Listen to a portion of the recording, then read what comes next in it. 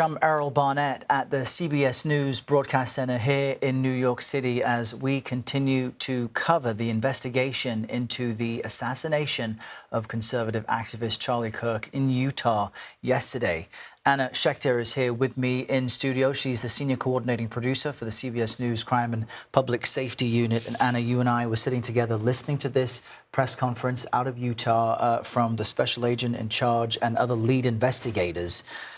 What jumped out at you most? We'll get into some of the specifics in a moment, but the fact that they do have video that they're not yet releasing to the public tells us they've made some headway, but not all headway yet. They described the video as good video, so it suggests a level of confidence, but we have no indication of an exact identification.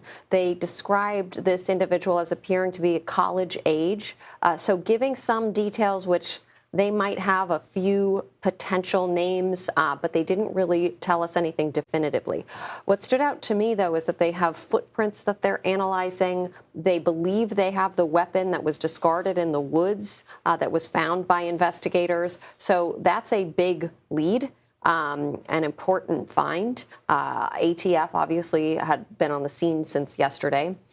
So a lot of news, actually, more than expected out of this press conference. Yeah, and we're in the first 24 hours of this incident happening. And I think what was so bizarre for so many people yesterday as we look at footage of Charlie Kirk holding this event, throwing out hats, was that there are thousands of people there with cameras, many witnesses, but almost immediately people were taken into custody, then released. And yesterday evening, they didn't have a suspect in custody, and even this morning. So the fact that this high-powered bolt-action rifle was obtained in a wooded area, that you mentioned the shoe print, a forearm impression as well, what will they be doing right now with that information?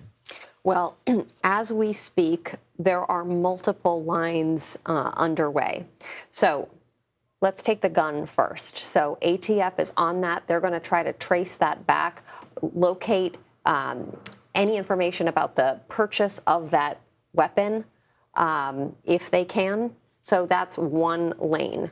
Now, a footprint, that is something that they could maybe guess at height and weight of an individual and match that with the footage that they have. But that's not a very specific way to go. So it's still really tricky. This is a huge problem for investigators, and the fact that it was so chaotic yesterday and that this individual was able to flee the premises and that investigators thought they had the right guy, had the wrong guy, all of that delayed and delayed, giving the shooter the edge to get away. It reminds me of Mangione, who we were covering, who was able to escape Manhattan with all the security cameras. That's right. And it was 5 days almost 5 days before he was arrested, and it was the public that helped. So I'm going to be looking for potentially in the next hour or two, are they going to release some images and ask the public for help? Which is what I was going to mention to you. Someone in the public was able to identify Mangione because images had been released. In this case, they're not yet releasing footage. They're saying because they've got technology, they think what they need.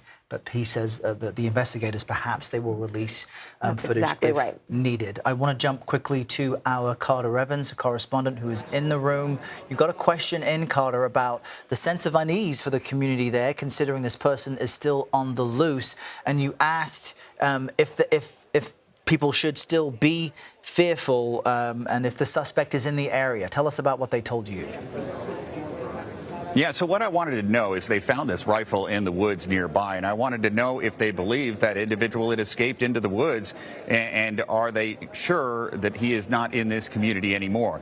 What they told me was that they cleared that area of woods. They did not say where he was, but they did say that they believe, of course, that this was a targeted attack and no one else is in danger. I think it's important to note that they said they have a tremendous amount of video of this suspect, everything leading up to his climb up to the roof on the the building, the shooting, and then his escape afterwards into a nearby neighborhood. Then they canvassed that neighborhood looking for more cameras, Ring doorbell cameras, security cameras, that sort of thing. They presumably collected even more video there. And I find it interesting that they don't want to release this video to the public just yet. That leads me to believe that they have some pretty good leads on this individual and that they might have a pretty good picture of him. Why wouldn't they release it to the public? Well, it could start a frenzy here, and there are a lot of online sleuths that could be looking into this and misidentify people, and it sounds like they have confidence in the information that they have right now. They said that they've received over 130 tips on this line, and they pointed out how scary an event this was on campus yesterday as well. There were students in here who barricaded themselves in classrooms. When I walked into the auditorium here, I noticed it. You could see chairs scattered all over the place. There's still some backpacks here. It was a terrifying event for people. Yeah, Carter, and they've even asked for people who were there and have information to call 1-800-CALL-FBI or head to fbi.gov/Utah. It's interesting to me because you're at Utah Valley University. The campus is closed through the week, but you've described and painted a pretty chaotic scene that has been left behind. And I know you've been talking with people there too. Help us understand what things look like and how people in Orem are feeling today after this horrific event. You know, the people I spoke to, mainly last night, are clearly still in shock. I mean, they have vivid memories of what they saw. Many of them that I spoke to were up very close. They saw this in great detail. And remember, this is someone they admired very, very much, and they watched him get assassinated right before their very eyes. You know, according to these folks, this was supposed to be a fun event, a safe space, open for debate, for disagreements, that sort of thing. And it was during that very debate where they happened to be discussing the issue with gun violence when that single shot occurred, killing Charlie Kirk. Yeah, a stunning detail, even to see the footage from right before that shot rang out. Carter Evans is there at the location where the shooting took place and in the room where investigators just gave us an update on their search for the suspect. CBS News Justice correspondent Scott MacFarlane joins us now from Washington with, Scott, what you are learning. The fact that investigators wanted to have this press conference effectively first thing this morning to both calm the public, and Carter Evans just told us people are still on edge there and in shock, but also to ask the public for help, tells us there's a level of confidence, but they don't know who this person is yet. Give us some insight into why that may be. They have what they characterize as good video, high-quality video, in this new era where everybody seems to have a doorbell camera in some neighborhoods, and there are so many surveillance cameras and cell phone cameras available. It's not surprising that there's a high volume of video, but they seem confident in the type of video they have and not releasing it to the public. I agree with Carter's diagnosis there that it's a dangerous thing to put video out there to citizen sleuths who may misidentify somebody, and law enforcement is increasingly cautious about that. There are some details about the nature of events and the sequence of events that stood out to me. A bolt-action rifle is how it was described, a high-powered bolt-action rifle. The bolt is one you would use from long distances for superior accuracy. It's often lighter, one that would be used for hunters and those who'd want to shoot from a great distance away. In this case, they've characterized it as about 2 football fields, 200 yards away. But they didn't have much time between the arrival of this shooter and the beginning of the event. They said 11:52 a.m. Mountain Time was the arrival of the shooter on campus. The event began on campus at roughly 12 p.m., so just 8 minutes there.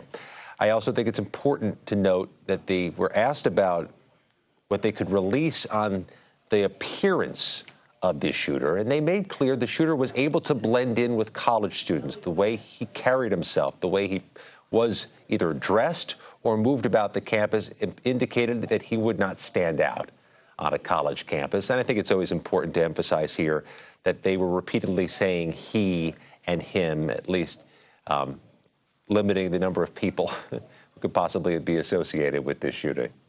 And Scott, I want to walk through some of the details the investigators provided at the top, because what you've just mentioned, the arrival of this suspect on campus at 11:52 a.m. local time, 8 minutes before this event begins, seems to suggest a high level of planning and specific intent here. They said the suspect arrived on campus about 8 minutes before the event, moved up a stairwell, across a rooftop, seemed to blend in well with the college institution, as you've mentioned. And then after the shooting, and witnesses say they heard one single shot.